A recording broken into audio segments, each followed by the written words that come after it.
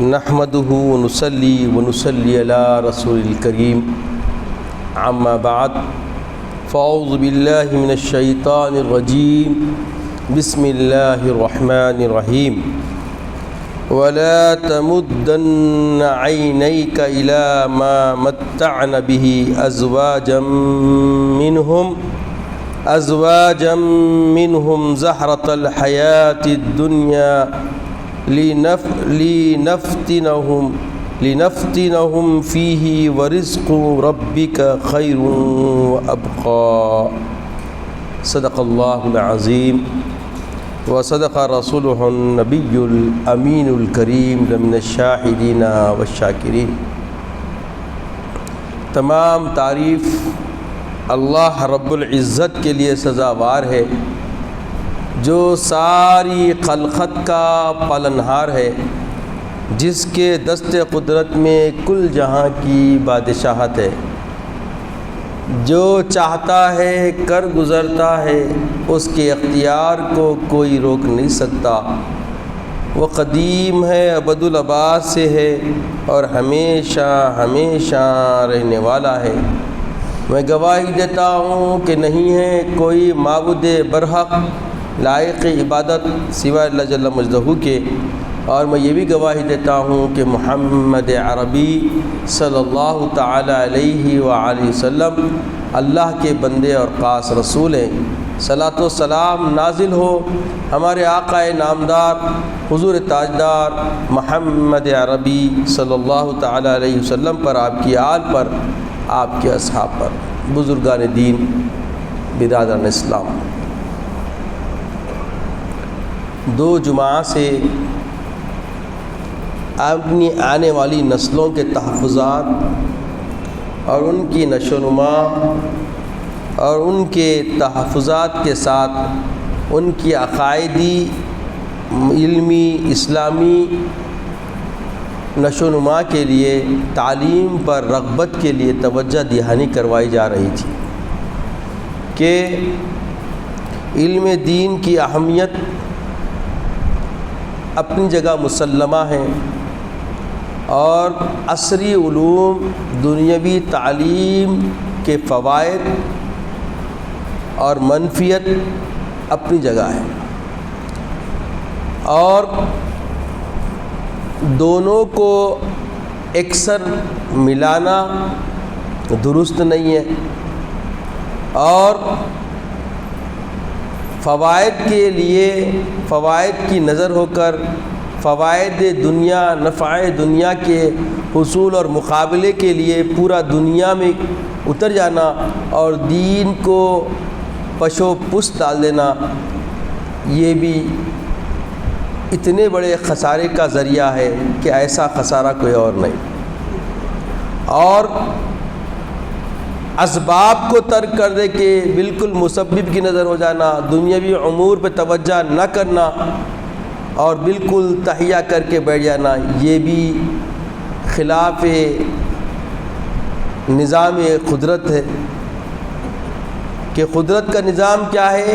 اپنی حاجت کی حد تک اسباب کو مہیا کرنا اور نتیجہ خیزی کے وقت پورا اعتماد، پورا انحصار، پورا بھروسہ، پورا توکل ذات مسبب الاسباب پر کر دینا، یہ فکر دی گئی، اور یہ فکر راسخہ ہے۔ اور عصر حاضر میں ہماری حالتیں ایسے تغیر کی طرح نظر ہو گئی ہے کہ سارے دنیا ہی کے کاموں میں پڑ گئے ہیں، جبکہ اللہ جل مجدہ اپنے حبیب پاک صلی اللہ علیہ وسلم سے خطاب فرماتا ہے اور قیامت تک آنے والی امت محمدیہ کو درس دیتا ہے کہ وَلَا تَمُدَّنَّ عَيْنَيْكَ إِلَى مَا مَتَّعْنَا بِهِ أَزْوَاجًا مِّنْهُمْ زَهْرَةَ الْحَيَاةِ الدُّنْيَا لِنَفْتِنَهُمْ فِيهِ وَرِزْقُ رَبِّكَ خَيْرٌ وَأَبْقَى۔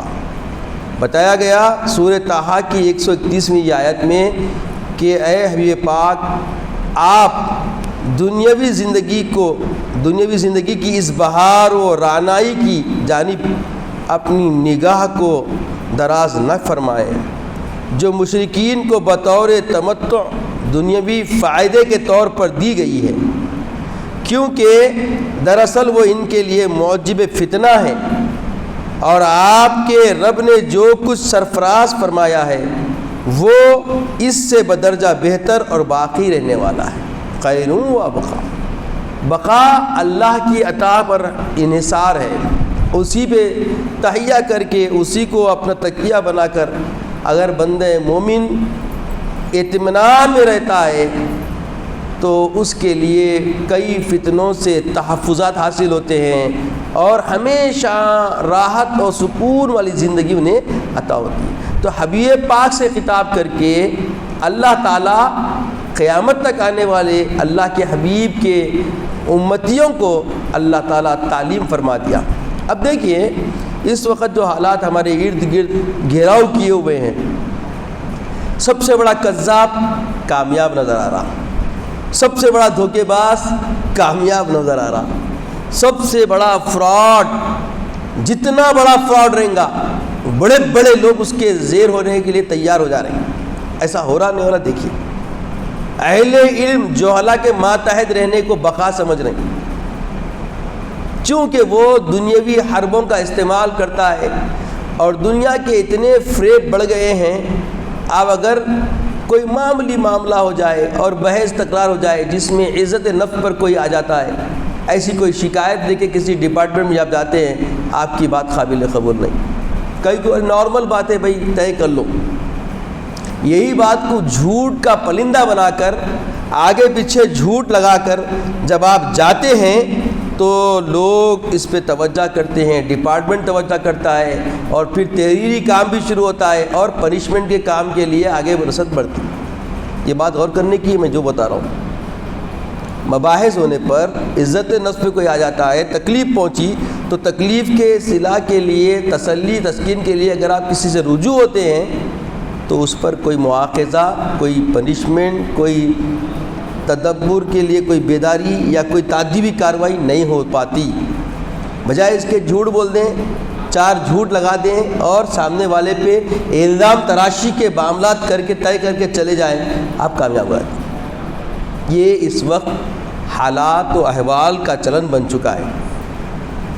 حضرت حمید اللہ صاحب قبلہ نور اللہ مرقدہ جو ہمارے جامعہ نظامیہ کے شیخ الجامعہ رہ چکے ہیں، حضرت سیدنا عبد الحمید صاحب نقشبندی مجدد قادری جو سابقہ جامعہ کے شیخ الجامعہ رہے ہیں، وہ علم کی بصیرت پر فکر دیتے ہوئے اس آیت کریمہ کے شرح میں بصیرت انداز میں چند الفاظ میں فکر دیے، تو اسی فکر کو میں آپ کے حوالے کرنے کی جسارت کر رہا ہوں کہ دیکھیے یہ جو عصری معاملات، یہ دنیاوی حالات اور یہ موجودہ جو مروجہ خرافتوں والے جو بھی چیزیں ہیں، ان سب سے دستبرداری کرنا بہت بڑا صبر کا کام ہے۔ سب سے پہلے بولیے صبر کا کام ہے۔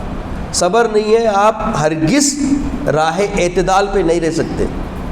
راہ اعتدال پہ رہنے والے کے لیے صبر سب سے پہلا اس کا زنا ہے، سیڑھی ہے پہلی سیڑھی ہے۔ بغیر صبر کے آپ کچھ نہیں کر سکتے۔ جب آپ صبر کے ساتھ آگے بڑھنا چاہتے ہیں، اب آپ کا جناب امتحان شروع ہوتا ہے، یہاں سے ہی امتحان شروع، کیونکہ جو لوگ دین کی فکر نہیں رکھتے بظاہر وہ کامیاب ہیں اس وقت۔ جو دنیا کے ہر حرب مکاری، فریب، دھوکہ، ہر قسم کے پہلوؤں کو اچھے ایک اسٹینڈرڈ طریقے سے روبے عمل لاتے ہیں، وہ کامیاب نظر آ رہے ہیں۔ جبکہ اس کی ہی جو اللہ اپنے کلام کے ذریعے فرماتا ہے کہ یہ سب جو چیزیں ہیں یہ فتنہ ہے۔ یہ کیا ہے؟ یہ بولیے فتنہ ہے۔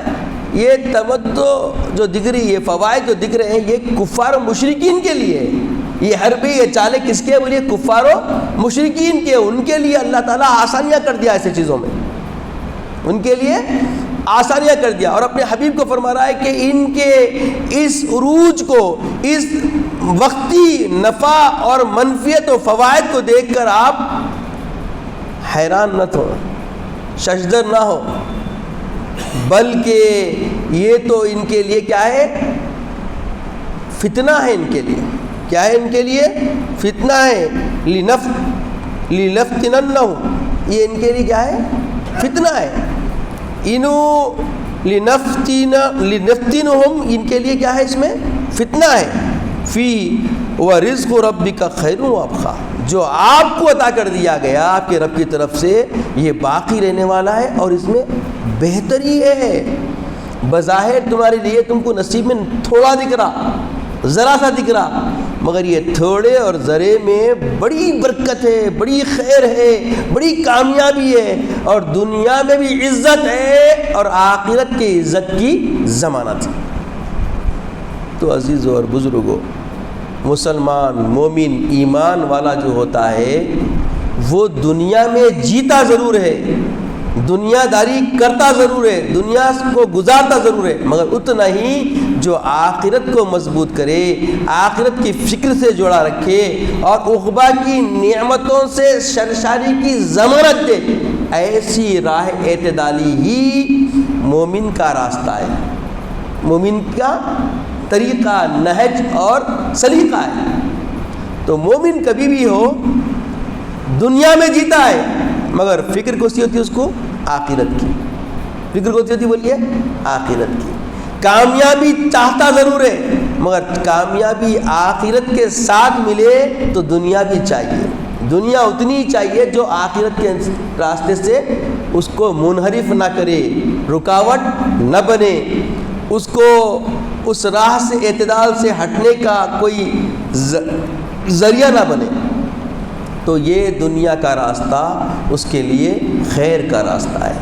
تو عصر حاضر میں آپ کا ہمارا مشاہدہ ہے کہ بہت سارے بچے ماشاءاللہ انجینئر بن رہے ہیں، ڈاکٹر بن رہے ہیں، بہت بڑی بڑی منزل پہ جا رہے ہیں، گاہے گاہے کو چھوڑ کے، شاد و نادر کو چھوڑ کے اکثریت کو آپ دیکھیں گے کہ اسلام سے کوئی واقفیت نہیں، دین کے مبادی مسائل سے واقف نہیں. کچھ احباب میرے ملنے جلنے والوں میں بھی رہے ہیں کہ ایک زندگی کا بڑا حصہ انہوں نے دنیا کے راہوں میں لگا دیا، سفر کیے، سیاح بنے، بہت کچھ کیے، پیسے کتنا کمائے حساب کتاب میں کمائے، پیسے کے پیچھے بھاگے اور وہ اس کو ترقی سمجھتے رہے. اور جب دیکھے تو نہ ان کو آیت الکرسی یاد ہے، نہ ان کو ناظرہ قرآن پڑھنا آتا ہے، نہ نماز کا پورا طریقہ معلوم ہے. مولا اللہ اکبر، ذہن میں فکر میں کیا تھا؟ بہت بڑے لوگ ہیں، بہت بڑے لوگ ہیں، بہت ترقی والے لوگ ہیں، بہت زیادہ. ان کو دیکھ کے حیرانی ہوتی تھی کہ ماشاءاللہ رشک کی کیفیت ہوتی تھی تھوڑی دیر کے واسطے، جیسا اللہ فرما رہا اپنے حبیب کو کہ ان کو دیکھ کے آپ فوری حیران کو ہو جاؤ. اور حیرانی آتی، فطرتاً حیرانی آتی، کیونکہ ہمارے اندر نفس ہے اور نفس کی چاہ کیا ہے؟ دنیا ہے نہیں ہے؟ نفس کی چاہ کیا ہے؟ چکا چاند کو دیکھ کر ہم لپکتے لچکتے ہے نا. تو یہ چیز دیکھ کے میں بھی بولا ماشاءاللہ ارے کتنا بڑا آدمی ہے، اتنی ترقی ہے، ارے الیکٹرانک سے واقف ہے، کیا بولتے ہیں آپ کے مروجہ جتنے علوم ہے وہ آگے بڑھ رہا، ITI میں بہت بڑا مقام بنا رہا، بہت کچھ. جب اس کی کسر نکالے تو اس کو بنیاد دینی نہیں معلوم. اب اس کی حالت دیکھنے میں یہ آتی ہے، ترقی کرے تو کچھ لوگوں کو کہ وہ واٹس ایپ یوٹیوب کے ذریعے دین سیکھ رہا ہے. تو اب اس کا حال کیا ہوگا اس کا اندازہ آپ کر نہیں سکتے. یہ دیکھیے یہ جتنے بھی سوشل میڈیا کے ذریعے جو چیزیں آ رہی ہیں، یہ ہمارا جو بیان نور الاسلام مسجد کا جو بیان ہے یہ بھی الحمدللہ سوشل میڈیا پہ آ رہا ہے، یہ بھی جا رہا ہے. تو اس طریقے سے جو آ رہے ہیں اہل علم علماء کے ذریعے، دیندار لوگوں کے ذریعے واقع انٹھک طریقے سے جو چیزیں پہنچ رہی ہے وہ تو آپ کو نفع دے گی، مگر اس میں آمیزش زیادہ تر اسرائیل کے سائڈ سے اور ان کے چال بازی میں بہت سارے جو لوگ جو ہے نا اپنے آپ کو خود سپردگی بھی کرے ہوئے ہیں، دین کے چولے دال کے کام کرنے والے بھی بہت سارے ہیں. یہ مشکوک کرنے والی بات نہیں، یہ حقیقت ہے. ابتداء اسلام سے حضرت عثمان ذی النورین رضی اللہ تعالیٰ عنہ کی شہادت کے بعد سے ایسے لوگ دین میں گھس کے جگہ بنا لیے ہیں کہ وہ بااثر مقامات پر پہنچ چکے ہیں. مگر حقیقت میں وہ اسلام اور رسالت محمد رسول اللہ صلی اللہ علیہ وسلم سے وابستہ لوگ نہیں ہیں۔ ایسے بہت سارے نکلیں گے، مگر عمیق گہرائی سے دیکھنا پڑے گا۔ ہم فرے کے اعترافات آپ جب پڑھیں گے، عبداللہ بن سبا کے حوال آپ دیکھیں گے، یہ بہت بڑے فتنے ہیں جو اسلام میں داخل ہو کر بہت بڑی سازشیں چلے، جس سے اسلام کے شہریزے کو بکھرنے کی پوری کوشش اور کسر اٹھا رکھی، کوئی کمی نہ رکھے لوگ۔ آج جتنے ہمارے اندر جو فتنے ملتے ہیں، ان فتنوں میں ان کا بہت بڑا رول ہے۔ تو عزیزوں اور بزرگوں، اس وقت جس حالات میں ہم سانس لے رہے ہیں، دینی تعلیم کی بہت سخت ضرورت ہے۔ ہمارے نونہالوں کو، ہماری نئی نسلوں کو دینی فکر دینے کی ضرورت ہے۔ عقیدہ، مبادی عقیدہ، ایمان مجمل، ایمان مفصل ایمان کو کھول کھول کے بیان کرنے کی ضرورت ہے۔ بچوں کو بتانے کی ضرورت ہے کہ ایمان مفصل کیا ہے، ایمان مجمل کیا ہے۔ کلمات خمسہ، اذکار سے ان کو وابستہ کرنے کی سخت ضرورت ہے۔ تو یہ جو چھٹیوں کا وقت آیا ہے، کم سے کم ان چھٹیوں کے اوقات میں بیدار ہو کر جو والدین مبادیات دین سے واقف ہیں، بس اپنے سینے کا نور علم جو ان کے پاس ہے وہ بھی منتقل کر دیں، ہم کامیاب ہیں۔ اور اگر قریب میں کوئی مکتب دینیہ چلتا ہے تو اس کے حوالے کریں، اپنے نسلوں کو سپرد کریں۔ ابھی ایک وقت آیا ہے، ایک میرے کو اچھا دکھا، کل شام میں سوشل میڈیا پہ ایک بیان آیا تھا، آپ کے مسجد باغ عامہ کے خطیب صاحب بول رہے تھے کہ بھائی SSC کے بچے ہر محلے میں ماشاءاللہ کافی تعداد میں نکلتے ہیں، تو ہر مسجد کے ذمہ داران، متعلقین، مصلیان اکرام، بااثر جو لوگ ہیں، جو اچھا عمر رکھتے ہیں اور فکر درد مندانہ امت کے لیے رکھتے ہیں، ایسے لوگ ایسے بچوں کو بلا کر تھوڑا ان کے لیے ایک تہنیتی کلمات اور ان کے اندر ایک ہمت افزائی والے چند کلمات بولنے کی ضرورت ہے، اور یقیناً ہے، کیونکہ یہ ٹرننگ پوائنٹ ہے۔ اب بچے پہلی بات SSC میں آئے بعد ہی حالات کیا ہو رہی ہیں کسی سے پوشیدہ نہیں ہے، کسی سے چھپی ہوئی بات نہیں ہے۔ انٹر SSC میں، انٹر تو بات کی بات ہے، SSC میں آ گیا تو انہیں سمجھتا بہت بڑا کام کر رہا ہوں، اور اس کے لیے پورا گھر فکر مند رہتا۔ جس کے تعلیم کی اہمیت نہیں ان کو چھوڑ دو، جن کا تعلیم کی اہمیت ہے وہ ہر اعتبار سے، ہر طرف سے اس بچے کے لیے پش کرتے رہتے تاکہ وہ SSC میں نکل جائے۔ ٹیوشن پڑھ رہا، تو اس کے بعد جیسا ہی انٹر میں آیا تو انہیں بولتا اب آزادی مل گئی۔ کچھ بچے بسوں کے ذریعے جاتے، کچھ بچے گاڑیاں دے دی جاتے خوشی میں ان کو انعام کے طور پر، گاڑیاں ملتے، سواریاں ملتے، تو ان کو اسکول سے ہٹے تو ایسا لگتا کہ بہت بڑی جیل سے ہم نکل گئے، اب آزاد ہو گئے، ایک خاکہ ایسا ان کے ذہنوں میں رہتا۔ اب وہ البیلے پن کی کیفیتوں میں ایسے بعض کام انجام دے دیتے جو کہ ان کا شعار ہوتا ہی نہیں، نہ وہ اس کے اہل ہوتے، نہ ان کے اندر وہ فکر ہوتی، مگر ان سے ہو جاتا۔ تو اس لیے ان کے لیے سراہنا کرتے ہوئے ان کو آنے والے حالات کی ذمہ داریاں ان پہ جو آ رہی ہے، اور ان کو جس طریقے سے آنکھ کھول کے جینے کی ضرورت ہے، اس طرف ان کی رہنمائی ماں باپ بھی کرنا، ہر سرپرست ان کے لیے اپنا وقت دے کے ان کو چند منٹ، چند ساعت، چند گھڑی اس معاملے کی طرف توجہ دلانے کے لیے کوشش کرنا اشد ضرورت ہے۔ کیونکہ یہ جو نسلیں جو ہماری آگے بڑھ رہی ہے، یہ آنے والے ہمارے نسلوں کا مستقبل ہے، اور اس مستقبل کو اگر ہم سینچنا چاہتے ہیں، سنوارنا چاہتے ہیں، تو لازم ہے کہ ہر اعتبار سے ہر فرد مومن اپنی اپنی فکر، اپنا اپنا وقت ان پر صرف کرے۔ عزیز اور بزرگوں، موضوعات بہت سارے آتے ہیں، یقین نہیں مانیں گے ہر جمعہ کس بات پہ بولوں۔ کوسا ایسا شعبہ ہے، کوسا ایسا زندگی کے حالات کا معاملہ ایسا ہے جس پہ ہمارے کو اصلاح کی ضرورت نہیں ہے، بتائیے۔ اللہ اکبر، اتنے موضوع بن رہے ہیں، اتنے موضوع ذہنوں میں آ رہے ہیں، موضوع ٹکرا رہے ہیں کہ کیا بولیں کیا نہیں بولیں، کیونکہ حالات بہت متغیر ہو رہے ہیں، بہت تبدیل ہو رہے ہیں حالات۔ اور یہ حالات کس کی وجہ سے ہو رہے ہیں؟ بنیادی طور پر جس فکر اور جس انداز سے ہمیں جینے کا جو سلیقہ ہونا چاہیے، اس میں ہمارے اندر کمی آ رہی ہے، اس میں ہمارے اندر بہت ابتری آ رہی ہے۔